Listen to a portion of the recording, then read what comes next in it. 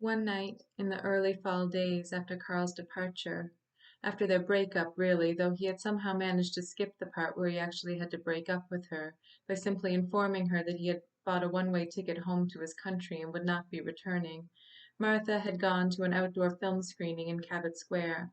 She'd gone alone, joining a crowd of mostly women sitting on blankets and little folding chairs at one end of the park, its usual occupants crowded out down into the other end.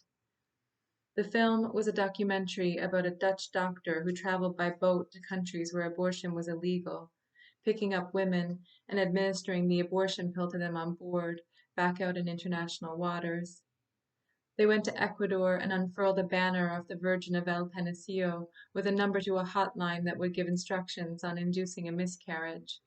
It was all more spectacle than practical, really. It was media attention, the ship a galvanizing force for frenzied activists on both sides.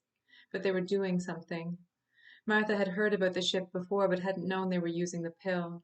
She had been imagining a kind of miniature surgical theater on board something that turned out to be the size of a crab boat. Really, the doctor was just there to monitor women who took a pill, illegal in their countries, that made them bleed, adjust the blanket around their shoulders. All that fuss for that.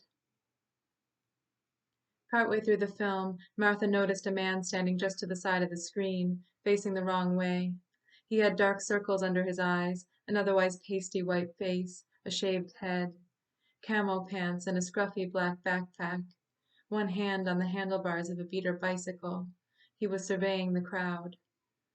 Martha drew her knees tighter to her chest. The pigeons flustered around his feet, and he was motionless, scowling. She tried to return her attention to the screen, where a mob of similarly twisted white male faces were spitting mad screaming at the little crab boat as it tried to dock in Poland. But the man remained at his station, just to the left of her peripheral vision. At a crescendo in the film, as the women on board tried to dock the boat, tried to find some way through the angry mass on shore, the man suddenly wrenched the backpack off his back and threw it to the ground, and Martha flinched, ducked her head. But nothing happened. He put one foot on the bag and kept scowling theatrically, and the woman next to Martha thrust her chin in the man's direction and then shook her head, and Martha relaxed slightly, smiled at her, shook her own head at herself. They were in Montreal. It was not likely. When the film ended, a woman got up with a microphone to introduce someone connected with the boat doctor, and the crowd thinned quickly. Those remaining, Martha among them, slid a little closer. There was a dampening Q&A, a lot of fired-up audience members wondering how they could join up, as if it were a Navy fleet, and the guest speaker smilingly shrugging that there was no real way to join up or work with this particular group, apart from giving them money and attention. It wasn't a fleet. Martha wished they at least had ambitions of a fleet. Something.